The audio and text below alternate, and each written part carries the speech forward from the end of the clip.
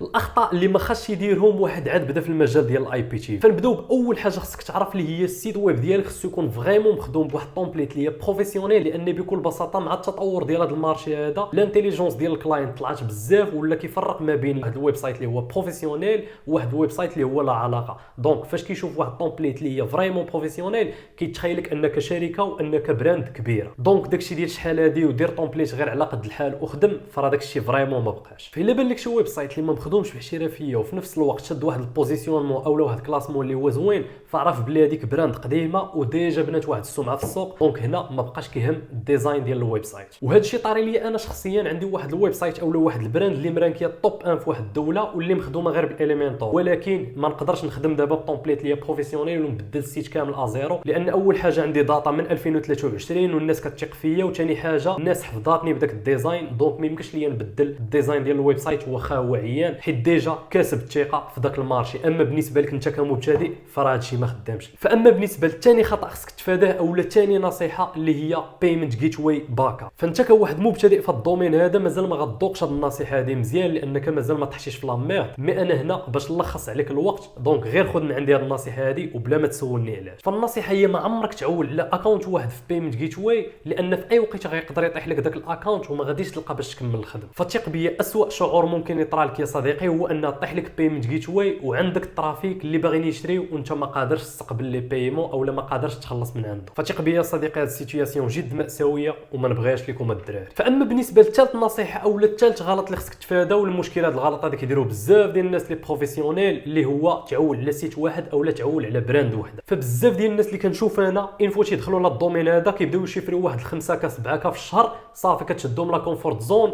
كيبقاو معتمدين على سيت واحد وما كيزيدوش سيتات اخرين. فهذا غلط كبير ولا كيطيحوا فيه الاغلبيه ديال الناس. فراه لو مينيموم خصك واحد 3 ديال الويب سايت باش تخليهم از باك اب البيزنس ديالك، لان في اي وقيته ممكن يطيح لك داك الويب سايت اللي انت معول عليه سواء بالشادو بان من عند جوجل سواء بالدي ام سي اي ويمشي لك كلشي. فطبيعه الحال حنا عندنا دي سوليسيون اللي هما دي سوليسيون اللي فيري ادفانسد اللي كنخدموا بهم حنا شخصيا باش كنديباسيو الدي ام سي اي والشادو بان. طبيعه الحال هادو دي ميثود اللي هما برايفت، ولكن الا بغيتو ندير لكم فيديو نشرح لكم هاد لي ميثود خليوها لي في كومونتيرات.